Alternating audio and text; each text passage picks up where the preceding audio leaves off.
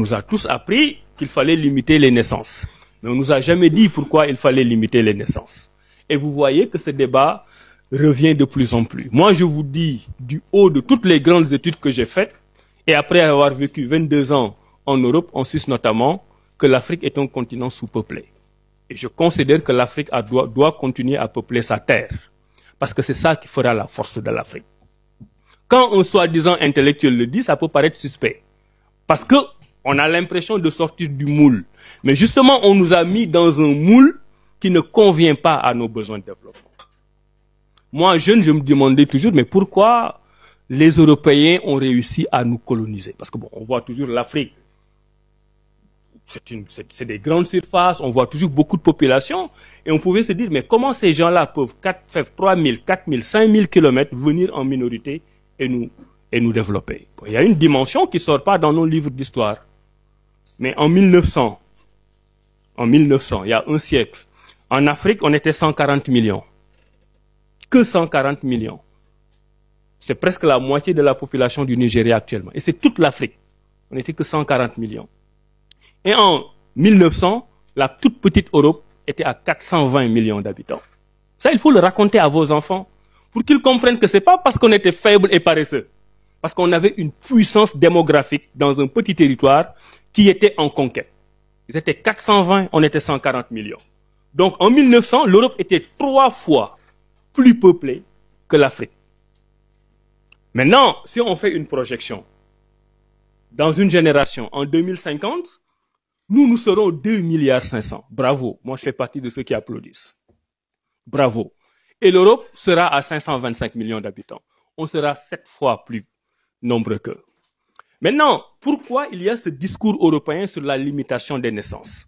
Parce qu'ils ont compris un trait d'histoire particulièrement important, que les grandes puissances peuvent s'appuyer sur énormément d'autres arguments, mais le premier argument de la puissance d'un pays, c'est sa démographie. Il y a une certaine peur, une certaine angoisse des nations qui ont déjà dominé le monde avec cette puissance démographique, de voir que la balle est en train de se retourner et que demain, eux seront la position du plus faible.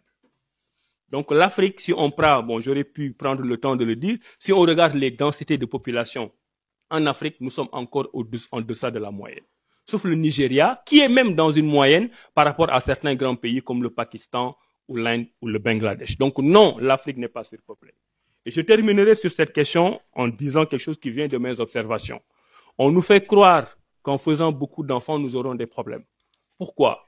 Parce que l'Européen, l'Américain, quand il voit un enfant né qui est en Afrique, il ne voit pas l'enfant. Il voit la bouche de l'enfant. Il voit l'enfant à nourrir. Il voit les charges supplémentaires. Et il ne veut pas avoir de charges supplémentaires. Mais quand le même Européen ou l'Américain voit un enfant américain ou européen naître, il ne voit pas la bouche de l'enfant. Il voit le cerveau de l'enfant capable de créer des richesses pour faire développer son pays. Donc l'enfant africain est une bouche, l'enfant américain ou européen est un cerveau capable de créer des richesses. C'est à nous de changer ce paradigme pour dire que nous pouvons être pauvres et être en manque de moyens, mais nous voyons en nos enfants des potentiels qui régleront les problèmes de demain. Et l'Europe et l'Amérique ont peur de tous ces éléments. Donc c'est à nous de réorganiser le paradigme. Maintenant, la question de faire le nombre d'enfants, c'est une question personnelle, mais dans nos politiques de population, dans nos politiques de développement, nous devons tenir compte du fait que la puissance démographique vous donne une puissance dans le monde d'aujourd'hui. D'ailleurs, si vous prenez les critères de classification des pays dans le monde, avec les pays développés, les pays en développement, les pays les moins avancés. Les pays les moins avancés, ce sont des pays comme le Sénégal, qui sont relativement pauvres. Le critère démographique joue un rôle tellement important que si vous êtes au-dessus de 75 millions d'habitants, quel que soit votre niveau de pauvreté, on ne peut pas vous classer dans la catégorie des pays les moins avancés. C'est le cas du Bangladesh, par exemple, qui aurait le même niveau de vie équivalent au Sénégal. Mais puisque c'est une puissance démographique qui a plus de 75 millions d'habitants, on voit le potentiel démographique qui est totalement antinomique avec l'idée d'un PMA. Et ceux qui font ce classement le savent.